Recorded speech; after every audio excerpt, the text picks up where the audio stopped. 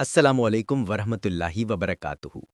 پیارے دوستو، بہترین ازدواجی زندگی کے بارے میں احادیث نبوی صلی اللہ علیہ وآلہ وسلم ضرور سماعت فرمائیں۔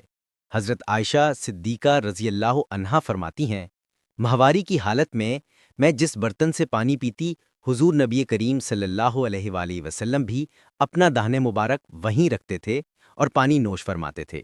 ماہواری کے دنوں مجھے پسینہ آتا، میں پیالہ پی کر حضور نبی کریم صلی اللہ علیہ وآلہ وسلم کو دیتی، آپ وہیں دہان مبارک رکھتے جہاں میرا منہ پڑا ہوتا تھا۔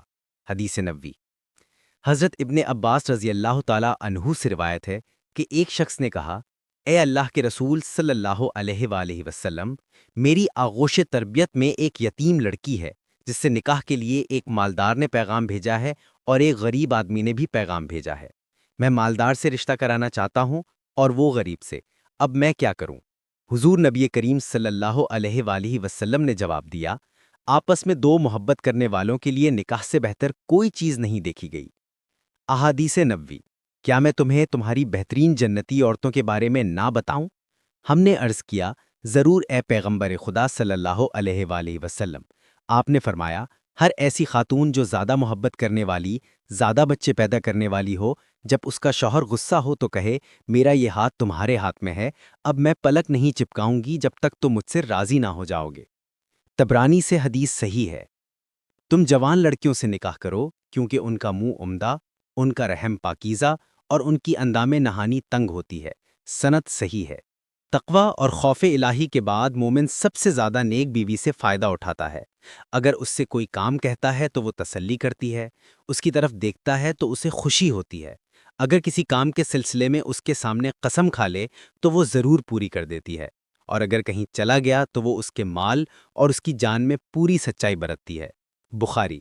حضور صلی اللہ علیہ وآلہ وسلم سے دریافت کیا گیا، کون سی عورتیں بہتر ہوتی ہیں؟ آپ نے فرمایا، جس سے دیکھو تو خوشی محسوس کرو، حکم دو تو تمہاری اطاعت کرے، ناگوار چیزوں میں بھی اپنے آپ کے اندر اور اپنے مال میں شوہر کی مخالفت نہ کرے۔ ابو داؤد نسائی۔ اس دواجی زندگی میں محبت، احترام، نرمی اور برداشت کو ہمیشہ اولین رکھیں۔ اپنی بیوی کی قدر کریں، اس کے جذبات کا خیال رکھیں اور ہر معاملے میں ایک دوسرے کی خوشی کا سوچیں۔ اللہ کی رضا کے لیے ایک دوسرے کی خدمت کریں تاکہ گھر میں سکون، محبت اور برکت قائم ہو۔ یاد رکھیں، شوہر اور بیوی دونوں کے دلوں میں محبت، ہمدردی اور صبر کی فضا ہو تو گھر کا ہر لمحہ جنت نما ہوتا ہے۔ لائک کریں، کامنٹ میں اپنی رائے اور تجربہ شیئر کریں تاکہ محبت اور علم دین زیادہ لوگوں تک پہنچے۔ فالو کریں یا سبسکرائب کریں تاکہ مزید دینی، نیک اور روحانی ویڈیوز آپ تک پہنچیں۔